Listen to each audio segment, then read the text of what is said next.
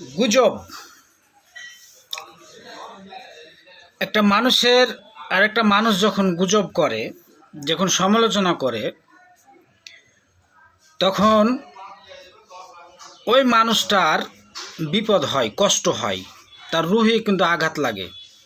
যার জন্য আল্লাহ রাসূল, মহান আল্লাহ এগুলাকে বয়কট করে দিয়েছে, নিষেধ করে দিয়েছে যে এগুলো করা যাবে না। কারণ গুজব করলে একটা মানুষের কিন্তু খুব কষ্ট হয়, তার রুহুতে আঘাত পায়। দেখেন, একটা মানুষ মৃত্যুবরণ করে, 30% তার পরিশ্রম বা তার মেধা খাটানোর কারণে হয়তো 30% মৃত্যুবরণ করে, কিন্তু 70% মৃত্যুবরণ করে একটা মানুষের গুজবে। মজাক করে অনেক কিছু বলবে, মজাক করে একটা মানুষকে আঘাত দিবে, কথার আঘাত দিবে। যখন কথার আঘাত দেয়, এই কথার আঘাতে একটা মানুষের রুহু বা হার্ট বা হৃদয়ে আঘাত লাগে, কষ্ট পায়, তার প্যালপিটেশন বৃদ্ধি হয়, সে মানসিকভাবে ভারসাম্যহীন হয়ে পড়ে।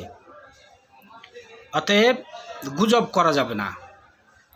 গুজবে আরেকজন মানুষের বিপদ হয়, খুব কষ্ট হয়, মন মস্তিষ্ক নষ্ট হয়। এই গুজব ছেড়ে দেন। গুজব করা এগুলো কুসংস্কার, এগুলো করে কোনো লাভ নাই, এগুলা শুধু করাই হয়।